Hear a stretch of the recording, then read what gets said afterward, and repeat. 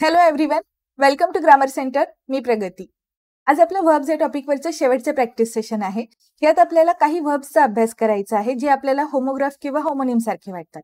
म्हणजे थोडक्यात काय तर काहींचं स्पेलिंग सेम असतं, काहींचे उच्चार सेम असतात, मात्र त्यांचे अर्थ पूर्णतः वेगळे असतात. आणि असे शब्द जर आपण चुकीचे वापरले तर वाक्य सुद्धा चुकणार आहे, वाक्याचे अर्थ पूर्णपणे बदलणार आहेत. त्यामुळे काळजीपूर्वक आपल्याला शब्दांची निवड करावी लागते. आज आपण जे काही व्हर्ब्स अभ्यासणार आहे हे फिल इन द ब्लँक्सच्या क्वेश्चन्सच्या माध्यमातून डिटेलमध्ये अनालिसिस करणार आहे. जे काही प्रश्नाचं उत्तर असेल ते तुम्ही गेस करण्याचा प्रयत्न करा. अनालिसिसच्या वेळेस तुम्हाला समजेलच की आपलं उत्तर चूक आहे का बरोबर आहे. अशा पद्धतीने तुम्ही हे प्रॅक्टिस सेशन इंटरेस्टिंग बनवा, सेल्फ अनालिसिस करा, म्हणजे तुम्हाला या लेक्चर्सचा जास्तीत जास्त बेनिफिट घेता येईल. आजच्या लेक्चरमध्ये सुद्धा जिथे कुठे आपण एक्स्ट्रा पॉईंट्स बघणार आहे त्या सगळ्या पॉईंट्सचा तुमच्या नोट्समध्ये नक्की समावेश करा. सगळे पॉईंट्स लिहून घ्यायला अजिबात विसरू नका. आजच्या लेक्चरला सुरुवात करूया. आजच्या लेक्चरमध्ये आपण एक्सरसाइज सी मधले 20 प्रश्न बघणार आहे. यात फक्त आपण जो होमवर्कसाठी क्वेश्चन दिलेला होता लास्ट लेक्चरमध्ये त्याचा आन्सर डिस्कस करूयात. लाय हा शब्द आपण लास्ट लेक्चरमध्ये बघितला होता. लाय या शब्दाचे दोन वेगवेगळे अर्थ होतात. पहिला आहे खोटं बोलणे. हे जर आपण वर्ब म्हणून वापरत असेल तर खोटं बोलण्याची जी क्रिया आहे त्यासाठी आपण लाय, LIE लाय हाच शब्द वापरत असतो.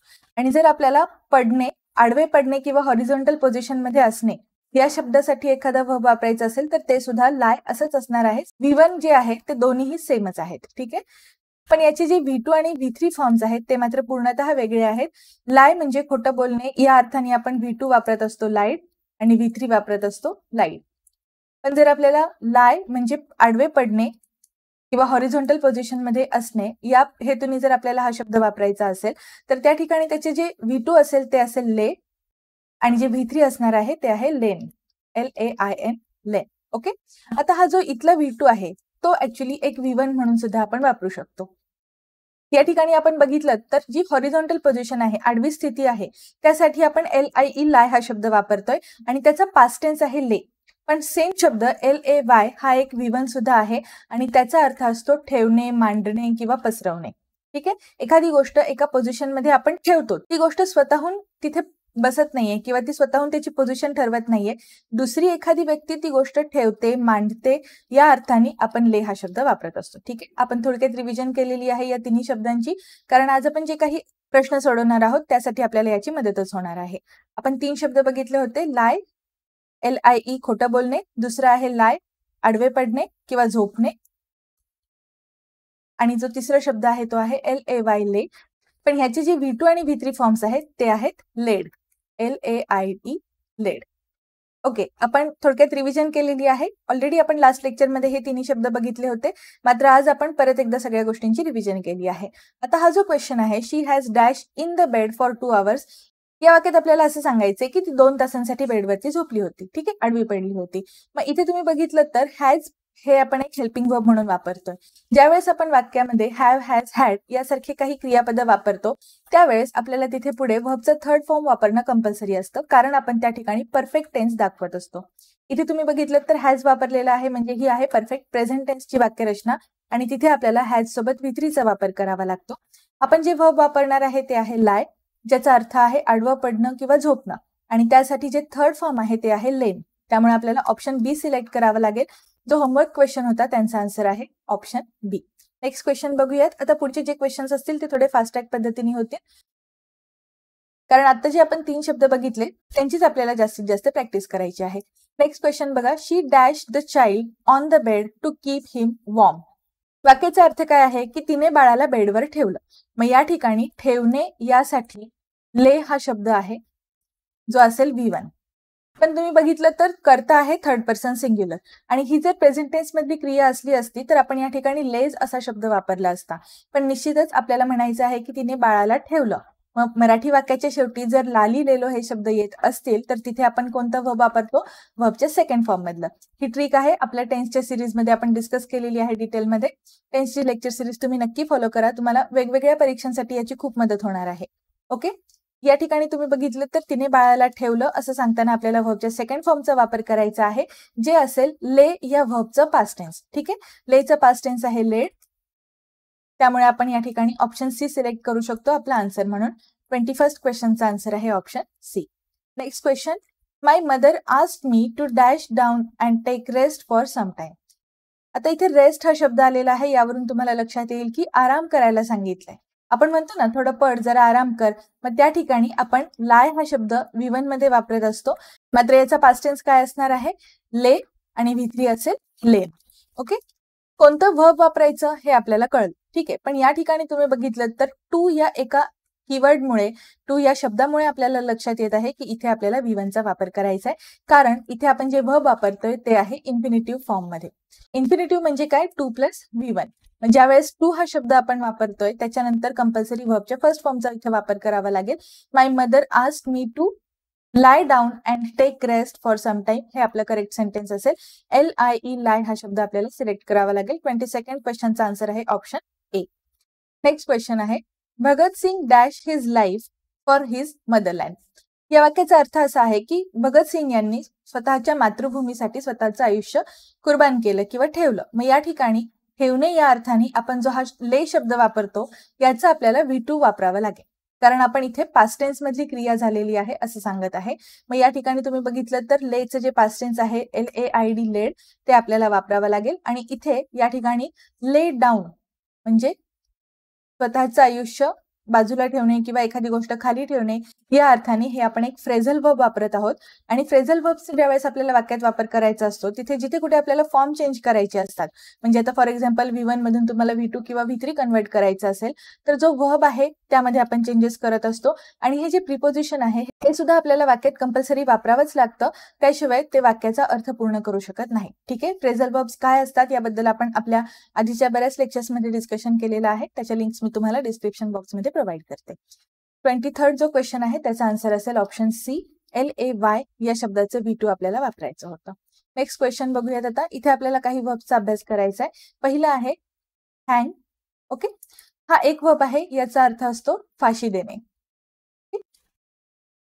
आणि दुसरा एक अर्थ असतो हँग. स्पेलिंग सेम आहे, उच्चार सेम आहे, मात्र अर्थ काय आहे? लटकवणे. एखादी गोष्ट लटकवणे किंवा टांगणे या अर्थाने आपण हँग या शब्दाचा वापर करत असतो. ठीक आहे, याचे जे V2 आणि V3 फॉर्म्स आहेत तिथे मात्र आपल्याला अर्थात बदल झालेले दिसतात. हँग या शब्दाचा जर तुम्ही फाशी देणे असा अर्थ घेतला असेल तर तिथे आपल्याला जे V2 वापरायचं आहे ते असेल हँग्ड आणि V3 असेल हँग्ड. ओके, आणि जर तुम्ही हँग म्हणजे लटकवणे, टांगणे किंवा एखादी गोष्ट उंचावरती अडकवणे तर त्याचं V2 आणि V3 फॉर्म असणार आहे हंग, HUNG हंग. ओके, आता हे लक्षात कसं ठेवायचं तर आपल्याला पेपरमध्ये वगैरे वाचलेलं असतं आपण किंवा ऐकलेलं असतं की एखाद्याला मृत्यू होईपर्यंत फाशी देण्यात आली, सो हँग्ड टिल डेथ. यावरून तुम्ही लक्षात ठेवू शकता की हँग टिल डेथ म्हणजे काय? फाशी देणे. यासाठी आपल्याला हँग्ड म्हणजे हँग या वर्बला ईडी प्रत्यय जोडायचा आहे, ते असतील त्याचे V2 आणि V3 फॉर्म्स. आणि जर हँग म्हणजे अडकवणे, लटकवणे, उंचावरती टांगणे या अर्थाने आपण म्हणत असेल तर ते हंग हे त्याचे V2 आणि V3 फॉर्म्स आहेत. ओके, आता तुम्हाला वाक्याचा अर्थ काय आहे हे समजण्यासाठी या दोन्ही गोष्टींची मदत होणार आहे. 24th क्वेश्चन काय आहे बघूयात. The executioner dash him till he died, म्हणजे त्यांनी मरेपर्यंत त्याला फाशी दिली. मग या ठिकाणी आपण वर्ब कोणतं वापरणार? हँग्ड. 24th क्वेश्चनचं आन्सर काय असणार आहे? Option A is correct. आणि नेक्स्ट क्वेश्चन काय आहे बघा. As soon as we arrived in the dormitory we dash our pullovers. Okay, वर्बचे अर्थ आपण बघितलेले आहेत. इथे दोन शब्द आपल्याला नवीन दिसतात, त्यांचे अर्थ बघूयात. पहिला आहे डॉर्मिटरी. डॉर्मिटरीचा अर्थ काय असतो? एखादं निवासस्थान जिथे जास्त प्रमाणात बेड्स वगैरे असतात, थोडक्यात वसतिगृह. ठीक आहे, जिथे जास्त संख्येमध्ये मुलं राहतात आणि त्यांच्या निवासाची जी सोय केलेली असते त्या जागेला डॉर्मिटरी असं म्हटलं जातं. ठीक आहे, इथे तुम्ही ह्याला वसतिगृह किंवा निवासस्थान असं दोन्हीपैकी एखादा शब्द वापरू शकता. आणि पुलोवर्स म्हणजे काय? जे असे वरून घातलेले जॅकेट्स किंवा लांब मोठे कपडे असतात त्यांना आपण पुलोवर्स म्हणतो. ओके, या वाक्याचा अर्थ काय असणार आहे मग? ज्या वेळेस आम्ही तिथून आलो त्यावेळेस आम्ही आमचे जे काही कपडे होते, जे आमचे जॅकेट्स होते, पुलोवर्स होते, ते आम्ही अडकवले. लटकवले, अडकवले, टांगणे या अर्थाने इथे आपण हा शब्द वापरणार आहे. त्यामुळे इथे जे फिल इन द ब्लँक साठी शब्द असणार आहे ते आपल्याला हँग या शब्दाचं जे V2 असेल ते हंग असं वापरावं लागेल. आता या ठिकाणी आपल्याला वर्बचं सेकंड फॉर्म वापरायचं आहे. हे ॲज सून ॲज या एका फ्रेज वरून कळणार आहे, कारण तिथे आपण फर्स्ट पार्ट मध्ये जो टेन्स वापरलेला आहे तोच आपल्याला सेकंड पार्ट मध्ये पण वापरायचा आहे. इथे तुम्ही बघितलं तर V2 चा वापर केलेला दिसत आहे, म्हणून सेकंड पार्ट मध्ये सुद्धा V2 चाच वापर होणं योग्य आहे. म्हणून आपण ऑप्शन सी सिलेक्ट करूयात. 25th क्वेश्चनचा आन्सर असेल ऑप्शन सी. नेक्स्ट क्वेश्चन बघूयात. इथे आपण काही शब्दांचा अभ्यास करूयात. पहिला आहे कॉस्ट. नंतर असेल कास्ट, त्यानंतर फोरकास्ट,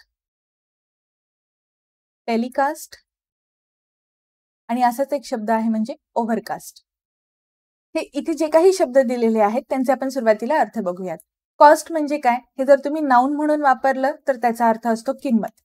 ठीक आहे, पण आपण एखादी गोष्ट खरेदी करायला गेल्यानंतर ते मला कितीला पडलं, ती वस्तू कितीची होती आणि आपण त्याच्यासाठी किती किंमत मोजली, या अर्थाने आपण हे जर वर्ब म्हणून वापरलं असेल तरीही ते आपण कॉस्ट असंच वापरतो. त्यानंतर दुसरा शब्द आहे CAST, कास्ट. या शब्दाचा अर्थ असतो की एखाद्या भूमिकेसाठी निवड होणे, म्हणजे चित्रपटामध्ये, नाटकात, मालिकेत पण जे म्हणतो ना स्टार कास्ट, तोच हा शब्द आहे CAST, कास्ट. इथे आपल्याला निवड होणे या अर्थाने आपण तो शब्द वापरू शकतो, किंवा मग जाळं फेकणे, म्हणजे मासेमारी करत असताना जे जाळं फेकलं जातं तो टाकणे, फेकणे या अर्थाने सुद्धा कास्ट हा शब्द वापरला जातो. पण आपण जर CASTE असा शब्द वापरला तर त्याचा उच्चार आहे कास्ट, मात्र त्याचा अर्थ असतो जात. ओके, आता जात हा शब्द नक्की काय आहे हे आपल्या सगळ्यांना माहिती आहे. तो जाती जमातींमध्ये जो काही आपण जात शब्द वापरत असतो त्याच्यासाठी इंग्लिशमध्ये CASTE, कास्ट असा शब्द आहे. ओके, त्यानंतर तिसरा शब्द आहे फोरकास्ट. फोरकास्ट म्हणजे काय, एखाद्या गोष्टीचा अंदाज बांधणे किंवा मग भाकीत करणे, म्हणजे प्रेडिक्ट करणं, पुढे काय होणार आहे त्याबद्दल आपण आत्ताच अंदाज वर्तवत असतो, त्या गोष्टीला फोरकास्ट म्हणतात. त्यानंतर एक शब्द आहे म्हणजे टेलिकास्ट. टेलिकास्टचा अर्थ असतो प्रसारित करणे.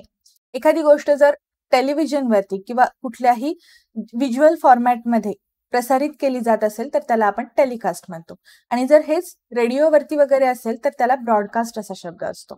ओके, त्यानंतर ओव्हरकास्ट असा एक शब्द आहे, म्हणजे जेव्हा ढग येतात, म्हणजे जेव्हा पाऊस पडायच्या आधी ढग वगैरे येतात त्यावेळेस आपण त्याला ओव्हरकास्ट म्हणजे आच्छादून टाकणे या अर्थाने हा शब्द आपण ओव्हरकास्ट हा शब्द आपण वापरत असतो. मग हे जे सगळे वर्ब्स आहेत, cost, cast, forecast, telecast, overcast, broadcast, या सगळ्या शब्दांचे V1, V2 आणि V3 फॉर्म्स हे सेम आहेत. म्हणजेच काय, कॉस्टचं V1 हे कॉस्ट असेल, त्याचं V2 कॉस्ट आणि V3 सुद्धा काय असणार आहे, कॉस्ट. त्याचबरोबर कास्ट हा शब्द आहे, त्याचं पण V1, V2 आणि V3 फॉर्म सेम आहेत, म्हणजे हेच V2 आणि V3 फॉर्म्स सुद्धा असणार आहेत. फोरकास्ट या शब्दाचे सुद्धा V1, V2 आणि V3 फॉर्म्स हे फोरकास्ट असेच असतील. ओके, सेम हे सगळ्या शब्दांच्या बाबतीत आहे. असे आणखीन सिंपल शब्द सुद्धा आहेत, म्हणजे for example cut, put, shirt हे शब्द सुद्धा V1, V2 आणि V3 मध्ये सेमच वापरले जातात. ओके, त्यामुळे आपल्याला एक गोष्ट नेहमी लक्षात ठेवायची आहे की जर फक्त ईडी प्रत्यय लावून आपल्याला हे शब्द दिलेले असतील तर तिथे ते शब्द नक्कीच चुकलेले आहेत, ते काही त्याचे V2 किंवा V3 फॉर्म्स नाहीयेत. ओके, हे आता आपण एक्झाम्पल्सच्या माध्यमातून बघूयात. 26 क्वेश्चन बघा, कलर टीव्ही डॅश मी ₹10,000 लास्ट इयर. आता इथे लास्ट इयर ही जी फ्रेज आलेली आहे त्यात आपल्याला काय समजतं, लास्ट इयर म्हणजेच काय, मागच्या वर्षी. लास्ट हा शब्द वापरून आपण पुढे जी काही टाइम फ्रेज मेन्शन करत असतो तिथे आपल्याला कंपल्सरी सिंपल पास्ट मधल्या वाक्यरचना करायच्या असतात, आणि या ठिकाणी तुम्ही बघितलं तर V2 फॉर्म वापरणं हे आपल्यासाठी महत्वाचं आहे. मग कॉस्टेड हे असं वर्बच नसतं. आपण आत्ताच बघितलं की कॉस्टचं V1, V2 आणि V3 फॉर्म हे कॉस्ट असंच असणार आहे, त्यामुळे इथे आपल्याला कॉस्टेड शब्द ऑप्शन A आणि C मधून एलिमिनेट करण्यासाठी स्कोप आहे. हे दोन्ही ऑप्शन जर आपले रिजेक्ट होत असतील तर फक्त एकच ऑप्शन आहे जो आपल्याला आपला आन्सर म्हणून सिलेक्ट करता येईल. 26 क्वेश्चनचा आन्सर असणार आहे ऑप्शन B इज करेक्ट. आणि नेक्स्ट क्वेश्चन बघा, नोबडी कुड हॅव डॅश फ्युचर करेक्टली. म्हणजे कोणीही भविष्याचा अंदाज व्यवस्थित सांगितलेला नाहीये, बरोबर सांगू शकत नाही. मग इथे जरी आपण हॅव हा शब्द वापरला असेल तरीही पुढे V3 वापरत असताना आपल्याला फोरकास्ट असंच वापरावं लागेल. आता या ठिकाणी ऑप्शन बी मध्ये फक्त स्पेलिंग मिस्टेक केलेली दिसत आहे, पण फॉरकास्ट असा शब्द नाहीये, फोरकास्ट. हे जे ई आहे हे सुद्धा या स्पेलिंग मध्ये महत्वाचं आहे, आणि फोरकास्टेड हा शब्द नसतोच, त्यामुळे हे दोन्ही ऑप्शन्स एलिमिनेट होतात. 27th क्वेश्चनचा आन्सर असणार आहे ऑप्शन ए. नेक्स्ट क्वेश्चन बघूयात. इथे आपण आता लॉस, लूज आणि लूज या 3 शब्दांचा अभ्यास करूयात. लॉस म्हणजे काय, तोटा. आपण जे नफा तोटामध्ये म्हणतो ना, प्रॉफिट अँड लॉस, त्यामध्ये आपण या शब्दाचा वापर केलेला असतो, आणि हे एक नाउन आहे. ओके, त्यानंतर लूज म्हणजे काय, ढिले, ढगळे.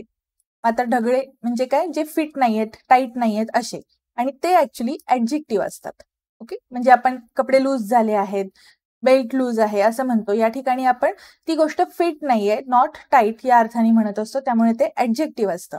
आणि आपण जर LOSE लूज हा शब्द वापरला तर त्याचा अर्थ असतो की हरणे. ठीक आहे.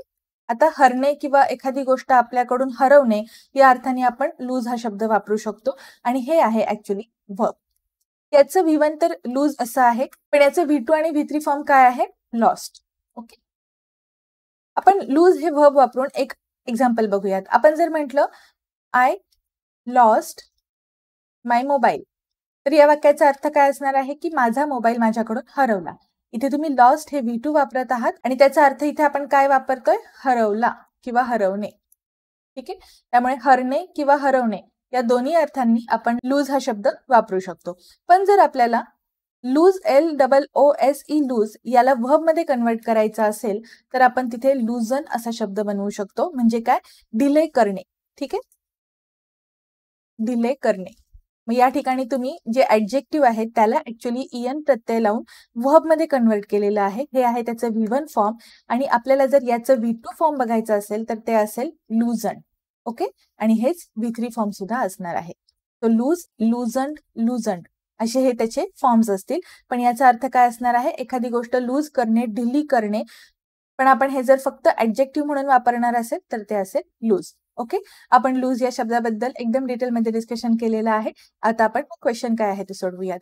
Remember dash your temper even when provoke. प्रवोकचा अर्थ काय असतो? एखाद्याला उद्युक्त करणे किंवा प्रवृत्त करणे. ऍक्च्युली उद्युक्त करणे हाच व्यवस्थित अर्थ आहे, त्याचा करेक्ट मिनिंग आहे. मग कितीही उचकवलं तरीही आपल्याला शांत राहायचं आहे. आपलं जे काही टेम्पर आहे, आपलं जे काही शांतता आहे ती हरवू द्यायची नाहीये असं आपल्याला सांगायचंय. म्हणजे इथे आपल्याला वर्ब फॉर्म वापरायचा आहे. या ठिकाणी लूज हे ऍडजेक्टिव्ह आहे त्यामुळे हे तर चुकीचं असेल आणि लॉस हे नाऊन आहे त्यामुळे हे सुद्धा चुकणार आहे. दोन्ही ऑप्शन्स एलिमिनेट होत आहेत. नॉट टू लूज हे आपलं करेक्ट वर्ब असेल जे आपल्याला योग्य रीतीने वापरावं लागेल. 28th क्वेश्चनचा आन्सर असेल B. Answer is correct. Next question. या क्वेश्चनचा अभ्यास करण्यासाठी आपण दोन वर्ब्स बघूयात. एक आहे राईज आणि दुसरा आहे रेज. या शब्दांसोबतच आपण आणखीन दोन शब्द बघूयात. एक आहे राईज आणि दुसरा आहे राऊज. सुरुवातीला राईज म्हणजे काय आणि रेज म्हणजे काय ते समजून घेऊयात. राईजचा अर्थ असतो एखादी गोष्ट वाढणे, एखाद्या गोष्टीमध्ये वृद्धी होणे किंवा मग उगवणे. ठीक आहे. या दोन गोष्टी असतात. म्हणजे एक लेवल आहे त्या लेवलपेक्षा वर येणे. रेजचा अर्थ असतो वर काढणे. ठीक आहे. आता याला तुम्ही वर येणे म्हणजे स्वतःहून ती गोष्ट वर येत आहे असं म्हणू शकता. आणि इथे जे रेज आहे त्याचा अर्थ असणार आहे की उचलणे. मग आता इथे आपण एखाद्या गोष्टीला वर उचलत आहोत पण ती क्रिया दुसऱ्या व्यक्तीकडून होत आहे. म्हणजे फॉर एक्झाम्पल आपण ज्या वेळेस आन्सर देत असतो त्यावेळेस आपण हात वर उचलतो. मग इथे रेज युअर हँड हा शब्द आपण वापरलेला असतो. ठीक आहे. अशाच पद्धतीने एखाद्या लेवल पासून जर आपण दुसरी गोष्ट उचलत असेल तर ती जी उचलण्याची क्रिया आहे इथे दुसरं कोणीतरी ती क्रिया परफॉर्म करणार आहे त्याला आपण रेज हा वर्ब वापरत असतो. आता याचे फॉर्म्स आपण बघूयात.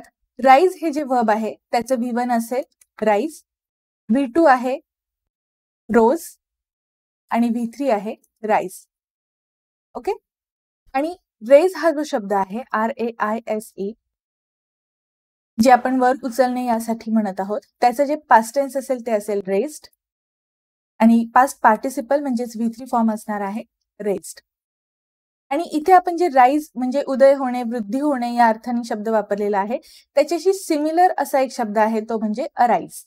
आणि अराईजचा अर्थ असतो एखाद्या गोष्टीचं अस्तित्व सिद्ध होणे. म्हणजे एखादी गोष्ट अस्तित्वात येणे यासाठी आपण अराईज शब्द वापरतो. म्हणजे इथे ही जी गोष्ट असेल ही कम्प्लिटली न्यू असणार आहे. नवीन गोष्ट एखादी जन्माला येणे, उदयाला येणे या अर्थाने आपण अराईज हा शब्द वापरत असतो. आणि त्याचे जे V2 आणि V3 फॉर्म्स आहेत ते राईज या शब्दाशी सिमिलर आहेत. अराईज, अरोज आणि अरायझन असे हे शब्द असतील. आणि या ठिकाणी राऊज हा एक शब्द आपण वापरत आहोत. राऊजचा अर्थ असतो एखाद्याला उद्युक्त करणे, एक्साइट करणे, एखाद्याला इंटरेस्ट निर्माण करणे किंवा एखाद्या गोष्टीला ऍक्टिव्ह बनवणे. ठीक आहे. बरेच अर्थ आहेत याचे. राऊज याचा अर्थ आपण एखाद्या गोष्टीला ऍक्टिव्ह बनवणे, चालना देणे, अग्रेसिव्ह करणे म्हणजे कुठल्याही थोडक्यात इमोशन्सला आपण बढावा देणे या अर्थाने राऊज हा शब्द वापरत असतो. उद्युक्त करणे या अर्थाने हा शब्द इथे आपण वापरतो. याचे जे V2 आणि V3 फॉर्म्स असतील ते असतील राऊज्ड आणि राऊज्ड. ओके. आणि सेम असाच अराउज शब्द सुद्धा असतो. ओके. आणि त्याचे V2 आणि V3 फॉर्म सुद्धा अराउज्ड असेच असतील. एखाद्या गोष्टीला ऍक्टिव्ह करणे किंवा चालना देणे असा त्याचा अर्थ आहे. ओके, म्हणजे आपण ट्रिगर करतोय त्याला. मग ती एखादी इमोशन सुद्धा असू शकते, त्याला आपण उद्युक्त करत असतो. या अर्थाने हे सगळे वर्ब्स वापरलेले असतात. आता इथे आपण जे काही 5-6 शब्द बघितले ते सगळ्यांचा व्यवस्थित नोट्समध्ये समावेश करा. कन्फ्युजिंग वर्ब्स आहेत हे, त्यामुळे हे आपल्याला चांगल्या पद्धतीने लक्षात ठेवायचे असतील तर पहिल्यांदा हे अर्थ समजून घ्या. त्यानंतर तुम्ही या शब्दांचा वापर करून स्वतःची सुद्धा वाक्य काही बनवून बघा, म्हणजे तुम्हाला हे जास्त चांगलं लक्षात राहील. आता आपण क्वेश्चन सॉल्व्ह करूयात. The traders suddenly dash the prices of crude oil last year. इथे आपण काय म्हणत आहोत की ट्रेडर्सनी जे कच्चं तेल होतं, जे काही क्रूड ऑइल होतं, त्याच्या किमती वाढवल्या. मग त्या किमती स्वतःहून वाढल्यात का? नाही, त्याला कुणीतरी एका लेवल पासून वरती आणलेलं आहे. ठीक आहे, ट्रेडर्सनी ती कृती केलेली आहे. त्यांनी सर्टन लेवलवरून त्या किमती वर उचलल्या, त्यांचा भाव वाढवला. या अर्थाने आपण इथे रेज हा शब्द वापरणार आहे. आता इथे तुम्ही बघितलं तर लास्ट इयर ही फ्रेज दिलेली आहे, म्हणजे आपल्याला V2 वापरायचंय, म्हणून आपण रेज्ड हे V2 वापरूयात. 29th क्वेश्चनचा आन्सर असणार आहे ऑप्शन बी इज करेक्ट. आणि नेक्स्ट क्वेश्चन बघा. He dash suddenly and knocked him down. या वाक्याचा अर्थ काय आहे की तो अचानक वर आला आणि त्याने त्याला खाली पाडलं. पण या ठिकाणी आपल्याला असं म्हणायचं आहे की तो अचानक वर आला, किंवा तो झोपला असेल, मे बी पडला असेल आणि तो अचानक उठून वर आला. आणि या ठिकाणी जी कृती होत आहे ही स्वतःहून होत आहे. तो वर आला. ठीक आहे, बेबी तो झोपलेला असेल, आडवा पडलेला असेल, खाली पडलेला असेल आणि तो तिथून उठला, वर आला. या अर्थाने आपण राईज हा शब्द वापरणार आहे. ओके, पण आपल्याला या ठिकाणी पास्ट टेन्स मध्ये कृती दाखवायची आहे हे आपल्याला लक्षात येतं. ते म्हणजे हे दुसरं जे वर्ब दिलेलं आहे नॉकडाऊन त्यावरून. म्हणून या ठिकाणी आपण V2च वापरूयात, पण कोणतं? राईज या वर्बचं. त्याचे V2 आहे रोज, आणि ते आपल्याला ऑप्शन सी मध्ये दिलेलं दिसतं. त्यामुळे 30 क्वेश्चन जो आहे त्याचा आन्सर असेल ऑप्शन सी इज करेक्ट. मग अशी आपण डिस्कशन मध्ये जे काही वर्ब्स बघितले त्याच बेसिसवरती आता पुढचे प्रश्न पण सोडवायचे आहेत. नेक्स्ट एक्झाम्पल आहे. Difficulty after difficulty dash in his way to success. या वाक्याचा अर्थ काय आहे की त्याच्या यशाच्या मार्गामध्ये अनेक अडथळे उद्भवत गेले. मग एखादी गोष्ट उद्भवणे, निर्माण होणे किंवा अस्तित्वात येणे, उदयास येणे, या अर्थाने आपण कोणता शब्द वापरत असतो? अराईज. आणि त्यामुळे आपल्याला या ठिकाणी अराईज या वर्बचं V2 फॉर्म वापरायचं हे क्लिअरली लक्षात येतं. ऑप्शन ए मध्ये आपल्याला आन्सर मिळत आहे. नेक्स्ट क्वेश्चन बघा. व्हेन द विलेजर्स वर अटॅक्ड दे वर डॅश टू व्हायलंट ऍक्ट्स. ज्यावेळेस विलेजर्स वरती अटॅक झाला त्यावेळेस त्यांना व्हायलंट ऍक्ट किंवा हिंसक कृती करण्यासाठी प्रवृत्त केलं गेलं. मग प्रवृत्त केलं गेलं, त्यांना ट्रिगर केलं कुणीतरी, म्हणून आपण राऊज हा शब्द वापरणार आहे. आणि या ठिकाणी वर्बच्या सेकंड फॉर्मचा वापर करायचा आहे. त्यामुळे 32 क्वेश्चनचा आन्सर आहे ऑप्शन बी इज करेक्ट. आणि नेक्स्ट क्वेश्चन, इथे फक्त सेम वाक्यरचना आहे, शेवटचा शब्द इथे फक्त वेगळा दिलेला दिसतो. व्हेन द विलेजर्स वर अटॅक्ड दे वर डॅश टू व्हायलन्स, म्हणजे त्यांना हिंसेसाठी प्रवृत्त केलं गेलं. इथे सुद्धा प्रवृत्त करणे, उचकवणे, उद्युक्त करणे याच अर्थाने आपण राऊज हा शब्द वापरत आहोत. ठीक आहे, त्यामुळे याचं सुद्धा आपण बी ऑप्शनच आन्सर म्हणून सिलेक्ट करूयात. 33 क्वेश्चनचा आन्सर असेल option B is correct. Next question. Our freedom is in danger. आपल्याला इथे सांगितलेलं आहे की आपलं स्वातंत्र्य धोक्यात आहे. मग आपण काय म्हणतो? उठा, जागे व्हा. या अर्थाने इथे आपण अराईज हा शब्द वापरणार आहे. जर आपण राईज शब्द वापरला तर एखादी व्यक्ती स्वतःहून उठते, पण जर एखाद्याला उठायला सांगितलं गेलं, तसं कर, तू आता तयार हो, असं सांगत असेल आपण, तर त्या ठिकाणी अराईज हा शब्द वापरायचा असतो. सेम आपण पुढच्या क्वेश्चनच्या बाबतीत सुद्धा डिस्कस करूयात. 34 क्वेश्चनचा आन्सर असणार आहे ऑप्शन ए. आता आपण नेक्स्ट क्वेश्चन बघूयात.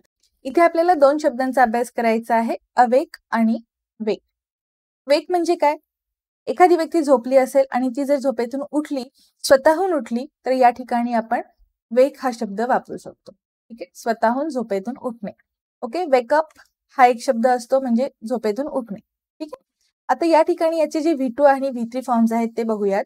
वेकचं V2 असतं वोक आणि V3 असतं वोकन. आणि दुसरा शब्द आहे अवेक. याचा अर्थ असतो एखाद्याला जागृत करणे किंवा झोपेतून उठवणे. मग इथे दुसऱ्याकडून ती कृती होत आहे, म्हणजे आपल्याला कोणीतरी उठवतं, त्यावेळेस आपण अवेक हा शब्द वापरू शकतो. पण जर आपण अवेक हे ऍडजेक्टिव्ह म्हणून जर वापरलं, म्हणजे जागे असणे, जागृत असणे, न झोपलेला, या अर्थाने जर आपण हे ऍडजेक्टिव्ह म्हणून वापरलं तर त्याचा अर्थ असतो जागे राहणे किंवा जागे असणे. ठीक आहे, म्हणजे एखादी व्यक्ती खूप वेळ झोपली नसेल आणि आपल्याला विचारायचं असेल की तो अजून पण जागा आहे का, तर आपण त्याला असं विचारू शकतो, आर यू स्टील अवेक? म्हणजे अजून पण तू जागा आहे का, झोपला नाही ना, असं आपल्याला विचारायचं असेल तर त्या ठिकाणी अवेक हे आपण एक ऍडजेक्टिव्ह म्हणून वापरतोय. पण जर आपण अवेक हे व्हर्ब म्हणून वापरलं तर ते असेल V1 फॉर्मॅटमध्ये.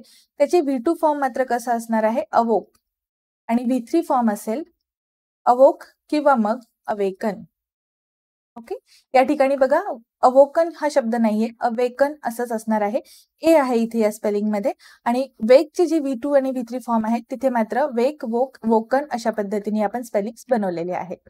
आणि आणखीन एक ट्रिक सांगते मी तुम्हाला, वेक या शब्दासोबत आपण अप सुद्धा जोडलेलं असतं. ठीक आहे, वेकअप म्हणजे जागे होणे, झोपेतून उठणे. आणि अवेक या शब्दासोबत आपण अप हे प्रिपोजिशन वापरलेलं नसतं most of the times. Okay, आता हा जो क्वेश्चन आहे हा आपण अटेम्प्ट करूयात. The noise in the bedroom dash me up.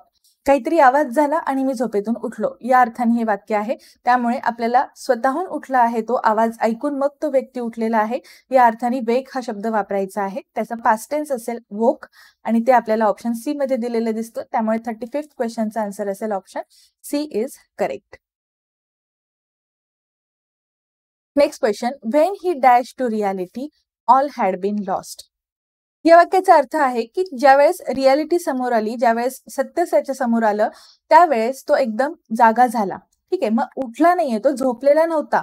Actually या ठिकाणी जागा झाला या अर्थाने आपल्याला अवेक हा शब्द वापरायचा आहे. तो जर झोपला होता आणि झोपेतून उठला असं असेल तर आपण त्या ठिकाणी वेकअप शब्द वापरतो. पण इथे त्याला एका गोष्टीची जाणीव झाली आणि मग त्याला समज आली, जाग आली, या अर्थाने आपल्याला अवेक हा शब्द वापरायचा आहे.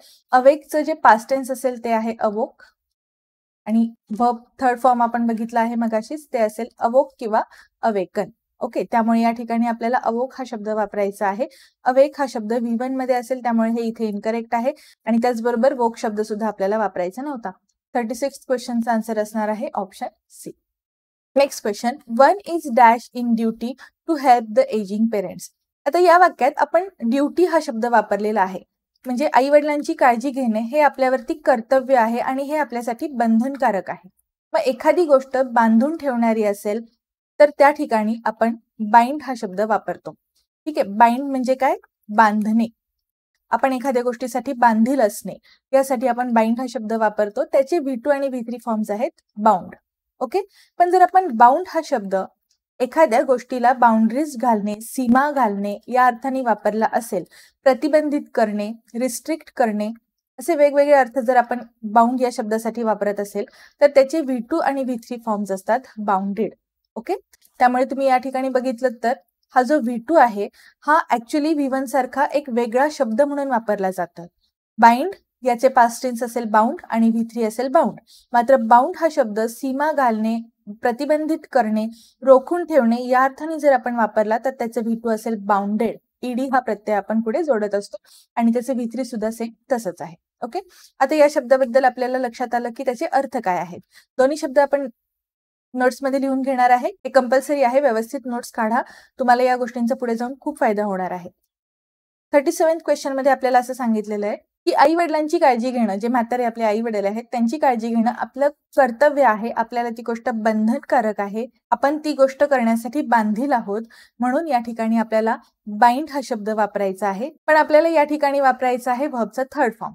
आता V2 आणि V3 सेमच आहेत, पण आपण इथे V2 वापरतोय का V3 वापरतोय हे तुम्हाला कशावरून लक्षात येईल, तर इथे आपण जे काही वाक्य बनवलेलं आहे हे आहे पॅसिव्ह व्हॉइस मध्ये आणि आपल्याला एक हेल्पिंग व्हर्ब दिलेलं दिसत आहे. इज या हेल्पिंग व्हर्ब नंतर आपल्याला इथे जे व्हर्ब वापरायचंय ते व्हर्बच्या थर्ड फॉर्म मध्ये वापरायचंय. आणि बाइंड या व्हर्बचे V2 आणि V3 फॉर्म सेम आहेत, ते आहेत बाउंड. म्हणून आपण ऑप्शन ए सिलेक्ट करूयात. 37 क्वेश्चनचा आन्सर आहे ऑप्शन ए. आता आपण जे दोन शब्द बघितले त्याच बेसिसवरती पुढचे दोन एक्झाम्पल सोडवूयात. India is dash in the north by the mountains. आता आपले जे काही माउंटन रेंज आहे वरती हिमालयाची, त्यांनी आपल्या उत्तर दिशेला एक सीमा घातलेली आहे.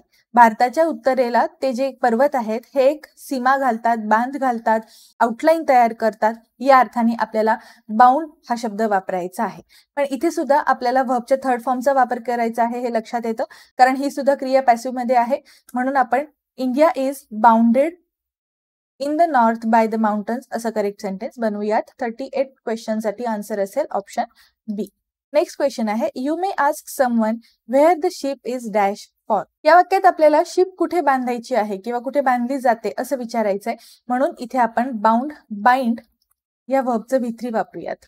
ओके, इथे पण आपल्याला इज या शब्दानंतर व्हर्ब वापरायचा आहे आणि त्यामुळे ते V3 फॉर्म मध्येच असणार आहे. पॅसिव्हच्या ज्या रचना असतात तिथे आपण टू बीचे जे योग्य रूप आहे ते वापरतो आणि त्यानंतर मग व्हर्बच्या थर्ड फॉर्मचा वापर केलेला असतो. पॅसिव्ह व्हॉइसच्या रचना कशा ओळखायच्या असतात, त्यासाठी काय ट्रिक्स आहेत हे आपण आपल्या PYQ अनालिसिस मध्ये एकदम डिटेलमध्ये बघितलेलं आहे. 4 पार्ट्स आहेत त्या लेक्चरचे. तुम्ही व्यवस्थित ते लेक्चर डिटेलमध्ये बघू शकता. ज्या विद्यार्थ्यांना व्हॉइस बद्दल काहीच आयडिया नाहीये त्यांच्यासाठी सुद्धा फर्स्ट लेक्चरमध्ये बरेच बेसिकमध्ये डिस्कशन केलेलं आहे. सगळ्यांनी आपल्या ज्या PYQच्या सिरीज आहेत त्या सुद्धा व्यवस्थित फॉलो करा. या क्वेश्चनसाठी आपल्याला आन्सर मिळालेला आहे. 39 क्वेश्चनचा आन्सर असेल ऑप्शन ए इज करेक्ट. आता हा जो नेक्स्ट क्वेश्चन आहे हा आपला शेवटचा क्वेश्चन आहे आजच्या लेक्चर मधलं, पण इथे डिस्कशन करूयात. हा क्वेश्चन होमवर्कसाठी नाहीये. इथे आपल्याला प्रॅक्टिस आणि प्रॅक्टिस या शब्दांबद्दल डिस्कशन करायचं आहे. सेम असंच असतं ऍडवाइस आणि डिव्हाइसच्या बाबतीत सुद्धा. ओके, आपण या सगळ्या शब्दांचा अभ्यास डिटेलमध्ये करूयात. इथे तुम्ही बघितलं तर फक्त सी आणि एस चा बदल आहे स्पेलिंग मध्ये. त्यावेळेस आपण प्रॅक्टिस हे एक नाउन म्हणून वापरतो, त्यावेळेस इथे आपण सी चा वापर केलेला असतो. म्हणजेच काय, इथे ऍडवाइस मध्ये डिव्हाइस मध्ये सुद्धा आपण जे सी वापरलेले शब्द आहेत हे आहेत नाउन्स. ओके, प्रॅक्टिसचा अर्थ काय असतो, सराव. आपण प्रॅक्टिस सेशन म्हणतो ना, म्हणजे सराव सत्र. मग इथे आपण सराव करत आहोत. आणि जर तुम्ही एखाद्या गोष्टीची प्रॅक्टिस करणे या ठिकाणी व्हर्ब म्हणून वापरला असेल तर तिथे आपण एस चा वापर केलेला असतो. ओके, सराव करणेच असं नेसेसरी नाहीये, एखादी गोष्ट करणे या ठिकाणी सुद्धा आपण प्रॅक्टिस हे व्हर्ब वापरलेलं असतं. म्हणजे काही लोक उपवास करतात, मग त्यांच्यासाठी आपण दे प्रॅक्टिस फास्ट असं सुद्धा म्हणू शकतो. ठीक आहे, दे प्रॅक्टिस फास्ट म्हणजे ते उपवास करतात. इथे आपल्याला वर्ब फॉर्म मध्ये हा शब्द वापरायचा असतो. आणि ऍडवाइज आणि डिव्हाइसच्या बाबतीत पण तसंच आहे. जर तुम्ही ऍडवाइज हा शब्द वापरला तर त्याचा अर्थ असतो सल्ला देणे. हे वर्ब आहे, सल्ला देण्याची इथे कृती होत आहे. आणि जर तुम्ही डिव्हाइस हा शब्द वापरला तर त्याचा अर्थ असतो एखादी युक्ती. काहीतरी नवीन सुचवत असेल एखादी व्यक्ती तर त्या सुचवण्याच्या क्रियेला आपण डिव्हाइस म्हणत असतो. उच्चार करत असताना बघा डिव्हाइस आणि डिव्हाइस असे उच्चार होतात. जिथे आपण स उच्चार करत आहोत तिथे सी येणार आहे. डिव्हाइस या ठिकाणी डिव्हाइस म्हणजे उपकरण असं आपण म्हणू शकतो. आणि ज्यावेळेस आपल्याला वर्ब म्हणून हा शब्द वापरायचा आहे तिथे आपण डिव्हाइस असा उच्चार करतो. तिथे आपण ज चा उच्चार करतो, स चा उच्चार करत नाही. तसंच आहे प्रॅक्टिस आणि प्रॅक्टिसच्या बाबतीत आणि ऍडवाइस आणि ऍडवाइसच्या बाबतीत. ओके, आय होप तुम्हाला आजचं लेक्चर आवडलं असेल. जर तुम्हाला हे लेक्चर्स आवडत असतील तर व्हिडिओला लाईक नक्की करा, त्याने मला देखील प्रोत्साहन मिळेल. आणि ही आपली जी लेक्चर सिरीज आहे ही जास्तीत जास्त विद्यार्थ्यांपर्यंत पोहोचवा. बऱ्याच विद्यार्थ्यांना इंग्लिशमध्ये कमी मार्क्स येतात आणि त्यामुळे त्यांना ऑलरेडी एक कॉन्फिडन्स कमी झालेला असतो. त्यात त्यांना जर इम्प्रूव्हाइज करायचं असेल तर आपल्याला बेसिक पासून अभ्यास करणं गरजेचं आहे, हे सगळ्यांना सांगा. या लेक्चर सिरीजमध्ये सुरुवातीपासून आपण सगळे जे काही चॅप्टर्स आहेत हे एकदम डिटेलमध्ये घेतलेले आहेत. बऱ्याच विद्यार्थ्यांना या गोष्टीचा फायदा होऊ शकतो. फ्रीमध्ये ही लेक्चर सिरीज आहे. जास्तीत जास्त तुम्ही सुद्धा उपयोग करून घ्या या लेक्चर सिरीजचा आणि फ्रेंड्स फॅमिली सोबत देखील शेअर करा. त्यांना देखील आपल्या चॅनलला सबस्क्राईब करायला नक्की सांगा. भेटूयात पुढच्या लेक्चरमध्ये नवीन टॉपिक सोबत. थँक्यू.